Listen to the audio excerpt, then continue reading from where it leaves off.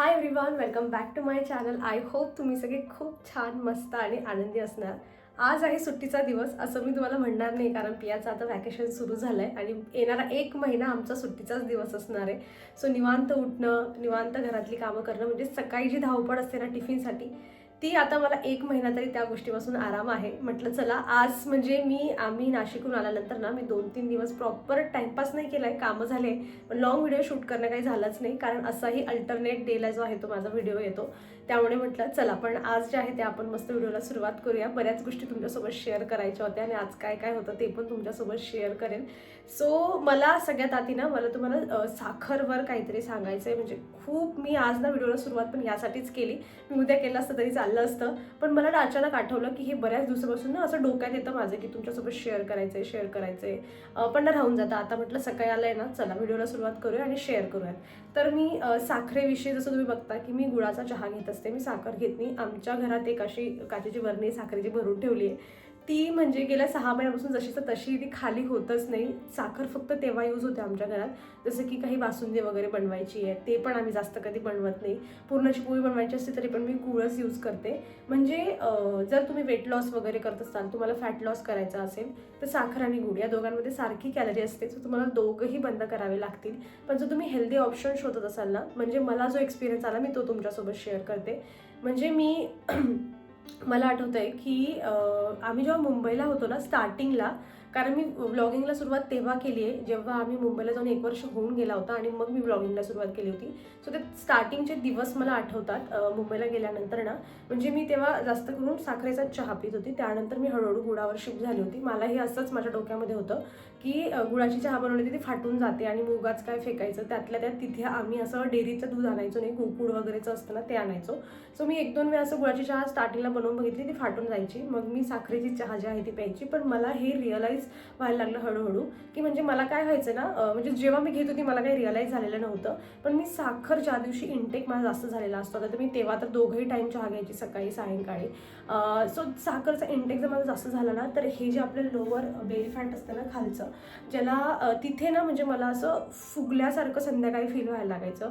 4:30-5 वाजेपासून असं एकदम थोडं पेन करला ना, आणि असं वाटायचं की एवढा आकार आपल्या पोटाचा दिवसभर तर नव्हता, मग आता एकदम बलूनसारखा का आपल्याला आतमधून फील होतोय, ज्याला ब्लोटिंग म्हणतो आपण, तसं मला व्हायला लागलं. आणि ते रात्री होईपर्यंत 9 वाजेपर्यंत बंद होऊन जायचं. पण तो जो टाईम होता ना 5 वाजेपासून 9 वाजेपर्यंतचा, तो मला कंटिन्युअसली थोडंसं पेन आणि ते ब्लोटिंगसारखं असं फुग्यासारखं जे आहे ना ते फील व्हायचं. म्हणजे कुठे सायंकाळी जायचं पण म्हणलं, आपण नॉर्मल जे ड्रेस सकाळी वेळ केले त्याच्यामध्ये आपला शेप आणि सायंकाळी आपला शेप पूर्ण डिफरंट होऊन जायचा माझा. मी कितीतरी प्रयत्न जरी केला ना की पोट आतमध्ये घ्यायचं, आतमध्ये घेताना पण ते दुखायचं. सो मला तर तेव्हा हे कळलंच नाही की हे सगळं मला साखरेमुळे होतं. असं ब्लोटिंगचा प्रॉब्लेम जो आहे वेगवेगळ्या रिझनमुळे, प्रत्येकाची बॉडी ही वेगळी असते, त्यामुळे वेगवेगळ्या रिझनमुळे प्रत्येकासोबत होऊ शकतं. पण मी जेव्हा हळूहळू जे आहे ना, नंतर मी गुळावर जेव्हा स्विच झाली ना, म्हणजे माझं तेव्हा ते जो मला त्रास होत होता पोटाचा, तो माझा माहीत नाही, मी तिथे तर नोटीसच नाही केलं. पण मी जेव्हा इकडे पुण्याला वगैरे आली, कंटिन्युअस मी गुळाचा चहा, कारण आम्ही असंही गोड आम्ही जास्त खातच नाही. गोड दिवसभरातून रेग्युलर जे आहे ते काही खाल्लं जात असेल माझं तर ती साखर असते फक्त.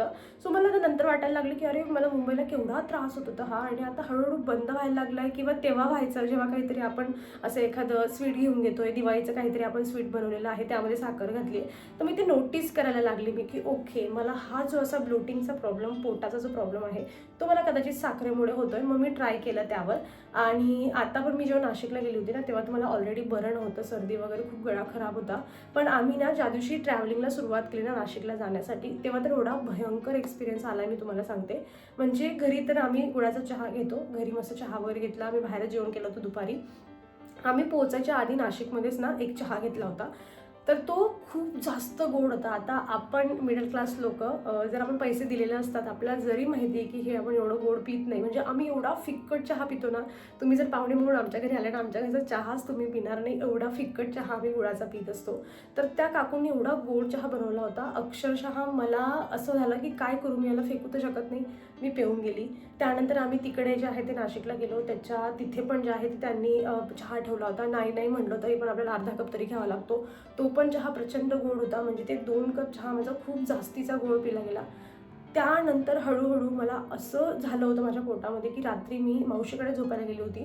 2:30-3 वाजेपर्यंत मला झोपच येत नव्हती. एवढं माझं पोट असं विचित्र मला फील होत होतं. सगळं ते ब्लोटिंगचं जो मला एक्सपिरियन्स मी बऱ्याच दिवसापासून घेतलेला नव्हता तो झाला. आणि म्हटलं मग मला दुसऱ्या दिवशी रिअलाईज झालं की अरे आपल्याला हे जे काही झालं ना हे आपण साखरेच्या इंटेकमुळे झालेलं आहे.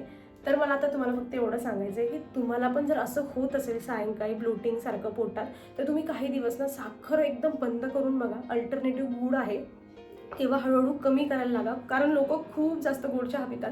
मी जिकडे पण कुणाच्या घरी गेली ना, मैत्रीण म्हणा, माझे रिलेटिव्ह म्हणा, इतकी भयंकर गोड चहा असते ना, म्हणजे आमच्यासाठी तर पिणं अवघड होऊन जातं. किती वेळा तर नाही म्हणून की बाबा नकोच ती गोड चहा पिण्यापेक्षा.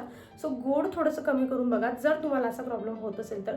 आणि बघा 8-15 दिवसात जर तुम्हाला रिलीफ व्हायला लागला तर साखर हे तुमचं एकमात्र जे आहे ते कारण असू शकतं. आणि ट्राय करा की गोड जे आहे ते तुम्ही कमीत कमी जे आहे ते सेवन कराल. कारण की कुठलाही गोड पदार्थ असला म्हणजे की जसं साखर म्हणा किंवा गुड म्हणा, दोघांमध्ये सेम कॅलरी असते.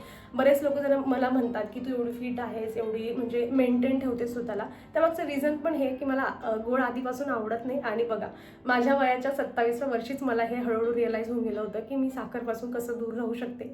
आज मी 30 इयरची आहे आणि इतका साखरचा कमी इंटेक आहे माझ्या लाईफमध्ये. जसं मी तुम्हाला आता हे थोडेसे एक्सपिरियन्स पण जे आहेत ते तुमच्यासोबत शेअर केले. ट्राय करा. 8-10 दिवसानंतर जर तुम्हाला फरक कळला ना तर मला कमेंटमधून सांगा. मी पुन्हा एखाद्या व्हिडिओमध्ये जे आहे ते शेअर करेल की माझ्या सांगण्यामुळे कोणाला तरी हा एक्सपिरियन्स आला आहे, म्हणजे बाकीचे पण अजून फॉलो करायला सुरुवात करतील. सो चला, हीच गोष्ट होती जी कधीपासून शेअर करायची ती. मला माहिती 6-7 मिनटं माझी बडबड झाली आणि जास्त काही तुमच्यासोबत शेअर करणं होणार नाही. पण हा व्हिडिओ त्या प्रत्येक महिलेसाठी खूप जास्त गरजेचा आहे जे दररोज सायंकाळी रात्री झोपेपर्यंत पोटामध्ये हा ब्लोटिंगचा प्रॉब्लेम जो आहे तो सहन करतात. सो ट्राय नक्की करून पहा. तुम्हाला नाही जरी ब्लोटिंग असेल ना, तुम्ही साखर तुमच्या आहारातून कमी करताय, त्याचे रिझल्ट तुम्हाला बरेच जे आहे ते तुमच्या चेहऱ्यावर दिसतील, तुमच्या बॉडीवर दिसतील. तुम्हाला वेट मेंटेन ठेवायचं असेल, थोडंसं तुम्हाला जे आहे थोडंसं तुम्ही शरीराकडे लक्ष देताय, तरी पण साखर कमी केल्यावर तुम्हाला बरेच चांगले रिझल्ट जे आहेत ते मिळणार आहेत. सो चला आता पुढे जे काय होतं मी तुमच्यासोबत ते शेअर करते. पियाला आज तिचे पप्पा सकाळी सकाळी घेऊन बसले की पिया चल एक्सरसाइज कर म्हणून. तर ही एक्सरसाइज आमची चालली आहे मस्त करणं. दुसरी कुठली करत होती? अजून एखादी कर ना, तुला पाहून कोणीतरी करेल अजून मस्त. असं कर बघ, डॅडा सांगताय तसं कर. उठ. तुम्ही जरी व्हिडिओ एकटे पाहत असाल ना, तुमच्या मुलांना जाऊन दाखवा. ॲटलीस्ट 2-4 दिवस तरी पियाला पाहून करतील. मागे सरक जरा, मागे हो. मी सोफा मुद्दा म्हणून तुम्हाला दाखवू शकत नाही. पियाने एवढा पसारा केला आहे कालपासून. हां, असं करायचं, असं ठेवायचं, पोटमध्ये घ्यायचं आणि खाली वाकायचं आणि झोपून जायचं. तिने ॲक्च्युली आता आंघोळ केली आहे आणि तसं जुळा बांधला आहे तिने. आणि हे पहा, ही आमची सोफ्याची हालत आहे. हे सगळं पियाने केलं आहे काल रात्रीपासून. टी व्ही तर एवढी बघते बापरे, वॅकेशनचा पूर्ण फायदा घेणं चालू आहे आमचं. हे ना, चल बाई चल चल दाखव आम्हाला. पियाचं खूप चाललंय. म्हणजे मी तुम्हाला सांगते आमचं जे फायनली आज खतम नाही, आम्ही रडून करून खतम करून घेतलं नाही. काल मला पप्पामुळे ना इथून डायरेक्ट स्किन निघून गेलेली माझ्या इकडची. म्हणजे आम्ही 6 चॅलेंज याच्यासाठी, म्हणजे तुम्हाला माहित असेल की आम्ही पियाने रडायला नको, तिचं रडणं कमी व्हायला म्हणून आम्ही चॅलेंज सुरू केलं होतं. तर 1 पासून आम्ही आता 6 पर्यंत आलो आणि 6 चॅलेंज मला असं वाटतं की मागच्या 2 महिन्यापासून तरी चालू असेल आणि आता पण ते पूर्ण झालं नसतं. ह्या 6 दिवसामध्ये पिया 2 वेळा तरी रडली आहे.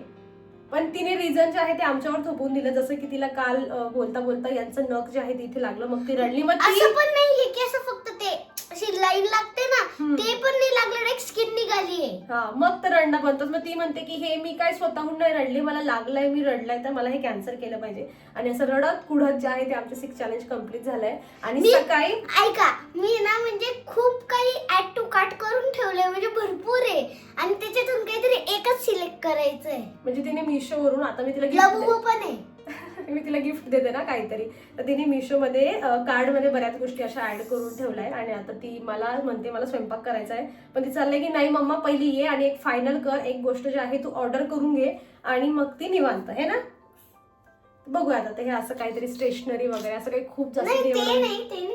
मग काय तू ते कलरिंग वगैरे, हे बघा लाबुबू पण आहे, हे असे आहेत ना, हे कलरिंग वगैरे हेच आहे त्याच्यामध्ये सगळं. म्हणजे ऍट दी एंड खेळणं किंवा स्टेशनरी हेच राहणार. झालं तुझं सांगून. लाबुबू तिला कर एकदा. हो, तिला एक्साइटमेंट तुमच्यासोबत शेअर करायची याच्यासाठी होती, कारण तिला असं वाटतं की माझं 6 चॅलेंज कम्प्लीट झालं.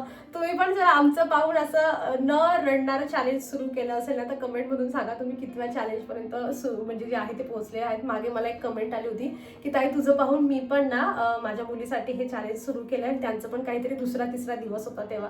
सो तसं कोणी असेल तर नक्की कमेंटमधून सांगा, म्हणजे जरा बरं वाटतं अजून काहीतरी नवीन असं ट्राय करण्यासाठी. पण ही जी रडूबाई होती ना माझी, थोडीशी मला वाटते की आता थोडी स्ट्रॉंग झाली आहे त्या चॅलेंजमुळे, किंवा तिला रडणं आलं जरी ना तर मी ती थोडं कंट्रोल करते की नाही चला मला असं करते, नाही मम्मा चॅलेंज जात आहे माझं, ते अश्रू अशी मध्ये मध्ये घेण्याचा प्रयत्न करते ती आणि थोडंसं कंट्रोल करून घेते. सो चला कुठेतरी फायदा होतो. आता हे एक ऑर्डर आम्ही प्लेस करतो आणि मी जेव्हा मिळेल ना मी तेव्हा ती तुमच्यासोबत ब्लॉग मध्ये शेअर करेन. ठीक आहे.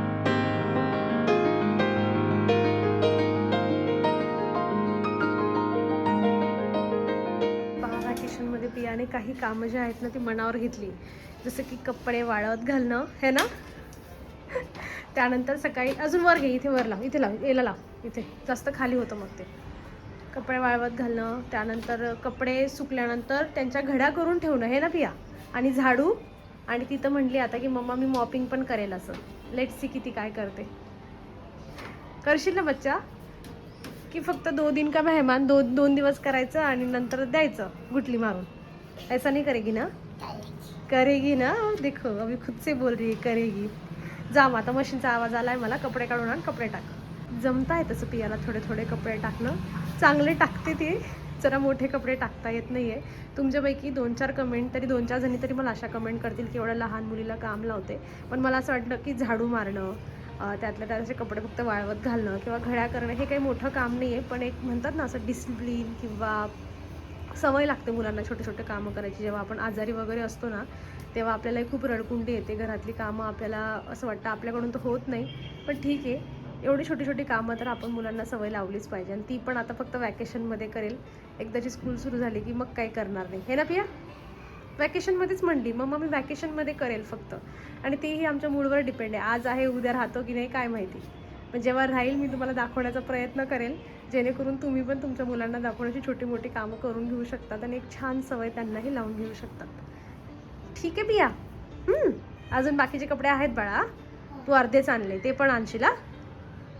मी आताच ना एक व्हिडिओ पाहिला, म्हणजे मी काल रात्री पण ना असं काय म्हणतात ना ते असं गिबलीचा बघा तो इफेक्ट आला होता, असा कार्टूनचा इफेक्ट. तसं मला काल पण थोडं मी झोपण्याच्या आधी थोडा रील्स वगैरे थोडंसं बघते की बरं वाटतं आपल्याला.